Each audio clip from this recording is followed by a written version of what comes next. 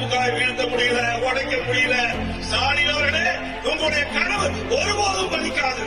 இன்னைக்கு அம்மா மகனுக்கு பிறகு எவ்வளவோ முயற்சி செய்து பார்த்தார் ஸ்டாலின். அதிமுக உடைக்க சில சந்தர்ப்பவாதிகள், சில துரோகிகள், எட்டப்பர்கள் திமுகவோடு சேர்ந்து அம்மா ஆட்சி கவனிக்க நினைத்தார்கள். மக்களால், மக்களுடைய ஆதரவாளர் அதிமுக சட்டமன்ற உறுப்பினரால் சட்டமன்றத்தை பெரும்பான்மை நிரூபிக்கப்பட்டு அதிமுக ஆட்சியை தொடர வைத்தோம்.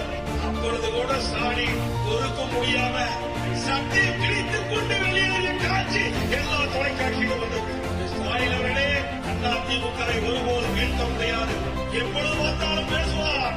அதிமுக எடப்பாடி பழனிசாமி பொறுப்பேற்று 10 தேர்தலில் தோல்வியடைந்து சொல்லிக் கொண்டிருக்கிறார். ஸ்டாலின் அவர்களே, 2011 2020 வரை எத்தனை முறை நீங்கள் தோல்விவிட்டீர்கள் என்பதை எண்ணி பார்க்க வேண்டும். 2011 எதிர்கட்சி வரிசையில் கூட